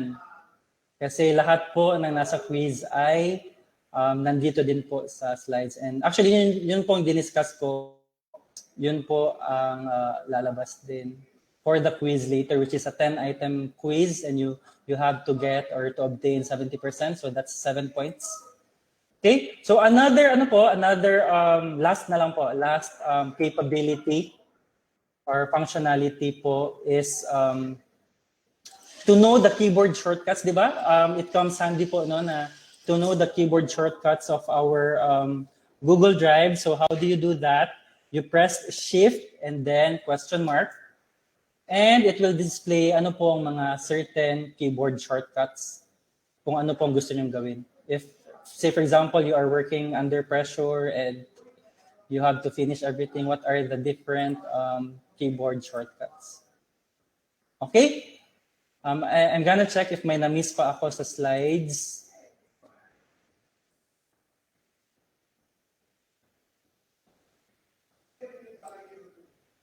Sorry po, hindi pala nakita yun, no? But ito po, ulitin ko po about yung sa shift plus question mark na sa Google Drive po tayo. If you key in shift and question mark, lalabas po ang different keyboard shortcuts. So kung create, upload, makikita po dyan kasi it comes handy po no, kung alam niyo ang mga shortcuts. Nagmamadali po kayo, hindi nyo na kailangan ng long cut kasi gusto nyo ng shortcut, then pwede din po, you can study and practice on that. And i-check ko po kung may na-miss ako. I think wala naman. Ang drive file stream po, then again, itong drive file stream po, meron po akong, let's say, local disk equivalent sa aking own laptop. And kung ano pong laman ng aking Google Drive, ay siya din pong laman ng aking drive file stream, which is Drive G. And pwede din po yan ma-download. Kung nakakonect po kayo online, then pwedeng ma-delete ang nasa Drive G nyo at ma-delete po, mag-reflect din sa inyong Google Drive, sa inyong My Drive. So I think that's it. Yeah, I'm going over kasi dire-diretso na po ako no, sa Google Drive. So I think na-mention ko naman po to sila. Mga cheat sheets lang. Ay, by the way, if you are not, say for example, no, you don't belong to the GovMail domain, you don't belong to the DICT or to DepEd or to a certain domain, then you could actually create your own groups. Just key in Google Group po and then you can create your own groups. Parang, parang recipient or your distribution list or recipients list ng mga close friends nyo, ng contacts nyo. Pwede nyong i-add ang mga email address niyan para kung mag-share na po kayo, di ba? Kung mag-share na po kayo ng certain folder nyo or file nyo, pwede na din pong lumabas dito ang certain group nyo or ang certain tama, my groups nyo po sa inyong Google. So I think that's it. Yay! Hindi ako nag-extend unlike last Tuesday. But for those po, kasi meron po nagsasabi no na it took me long daw last Tuesday or meron din nagsabi na bitin po sa. But to tell you honestly, learning HTML doesn't happen overnight po. So ako po, I learned it through one semester, 4 months. So I understand po na it could not be possible to squeeze everything into 2 to 3 hours, just basics lang po. So I think that's it. Ma'am Alanisa, can I give it back to you? Yes po, Sir Joshua Domen. Thank you po, Sir Joshua, for the presentation. So, sigurado po ako na maraming natutunan ng ating mga attendees today. So, yun. Before I proceed po sa next nating program, shameless plug lang po sa DICT webinars namin. Okay. So this week po, tomorrow we have the Freelancer Ultimate Guide. So ito po. So kung gusto niyo pong mag-register, nandito lang po. At saka nakapost din po siya sa Facebook page natin. So we have 3 speakers who will be talking about how to foolproof your future. the freelancer's ultimate guide in avoiding medical debt. And then in the afternoon, meron po tayong actionable steps to get hired in the BPO industry amidst the pandemic. So both online job and office job division. So our speaker is Rhea Ninja, a consultant and a YouTuber. So pwede po kayo mag-subscribe sa YouTube channel niya. At saka sa Facebook page niya, just look for Rhea Ninja. And then next week on May 29, we have a free webinar, Get Food Online, Work Offline, 2 to 4 p.m. So nakapost na din po siya sa Facebook page namin so that you can just click the link sa Facebook post.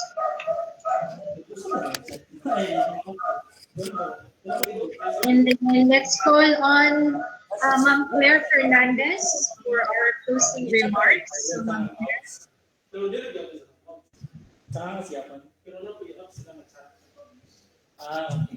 Is Mr. Fernandez, our provincial officer in Leyte, available? Sige, parang wala po ata si Miss Claire. So, basically, ako na lang po ang mag-closing remarks. So, sa lahat po ng attendees, to all our teachers, also from the other different sectors, thank you very much po sa pag-attend ng webinar na to. Thank you for, investing at least 2 hours of your time in learning the basics ng Google Drive.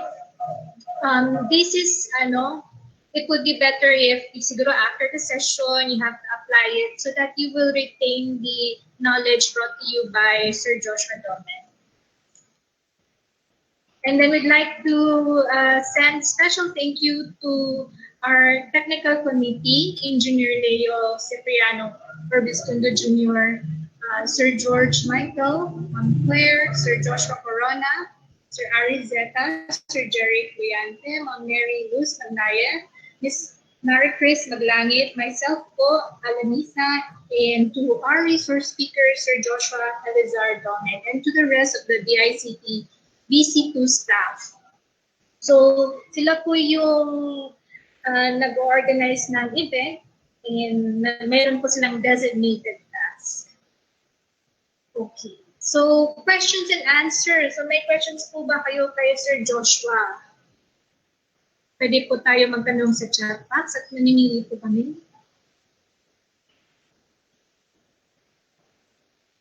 So, kung wala naman pong questions, itong webinar na to, marami din po nagpakonduct ng free webinar yung DICT. Aside from the Visayas Cluster 2, meron po tayo sa ibang cluster in Luzon and Mindanao.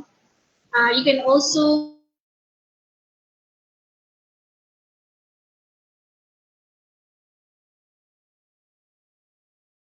kung paano, let's say, basics ng Google Drive or how to organize your Google Drive folders. So those are helpful for everyone, whichever organization you're from. And then sa hinihintay niyo po yung sa certificate. Okay? So evaluation quiz and uploading output. So ito po yung link, tiny.cc/gdrive quiz. So case sensitive po siya. Screen grab na lang po kayo sa screen. So may note po yung organizers, one take only. Link will close tomorrow at 5 p.m. Results will generate automatically and must obtain 7 points or higher. And certificates to be given within 2 to 3 weeks. So if you need to revisit the presentation, you can go to our Facebook page para naman maka-achieve tayo ng 7 points or higher.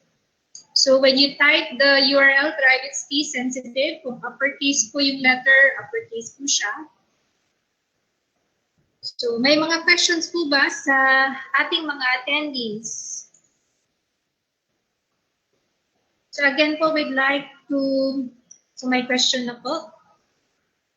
Teka lang po kasi naglo-load yung screen.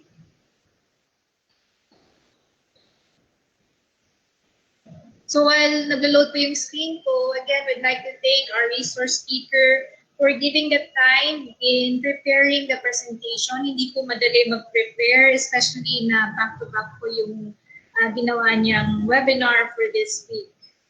And meron pa din siyang mga regular function aside from conducting webinar. So we appreciate po yung ginawa po ni Sir Joshua Domen for our community. So may question galing kay, asa na po yun?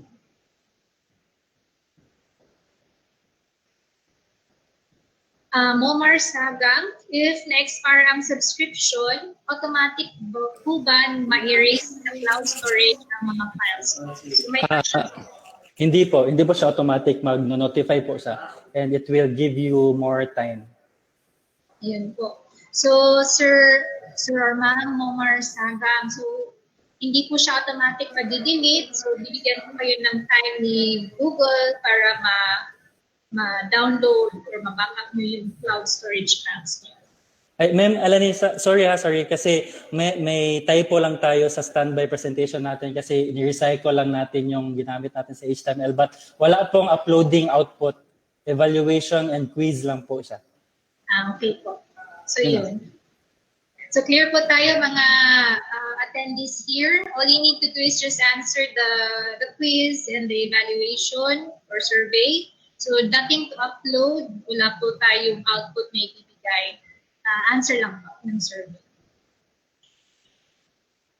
And yung iba question is related sa basic troubleshooting. Wala pong results.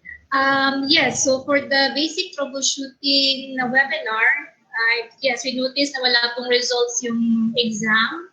I think our organizers will be manually sending the results siguro within a couple of weeks.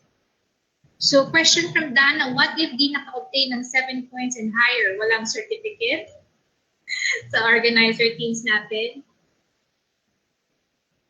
Wala pong certificate if less than 7 points. Again, this webinar is what we want to achieve is for everyone to at least take into consideration na ma-achieve nila yung points na may natutunan po sila sa ating resource speaker. So if less than 7 points, wala pong certificate, you can use another siguro, although not highly recommended. You can revisit na lang po yung Facebook page natin. If there are questions na medyo tricky, you can go back to the Facebook page to review to check kung tama ba yung answer mo before you submit. And link not working. Kay Christian, nag-work po. Case sensitive lang siya. Pero we'll post po the link siguro sa Facebook page for our Facebook participants. Hello po sa inyo. So, and again, just to be clear, wala pong output na isi-send. Just answer the evaluation and the quiz, nothing to upload. Hindi po siya similar sa HTML na webinar.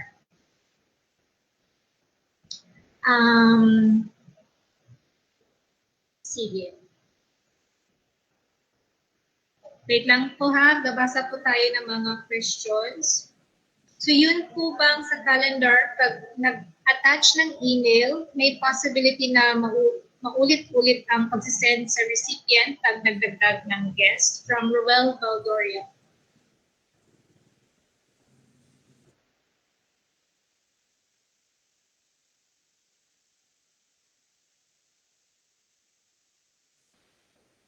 Ay, ma'am, may question. Sorry na wala ako. Yes po. So may question sige. po sa chat regarding adding recipients sa Google Calendar.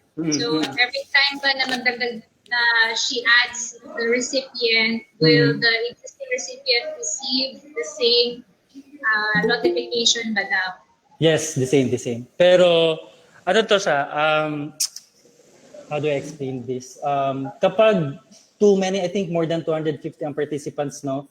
Kasi mayroong part doon na i-display kung sino ang other participants. If there are more than 250 participants, hindi na siya i-display because parang sasabihin na the participants are too large to display. But regardless, lahat makakatanggap individually.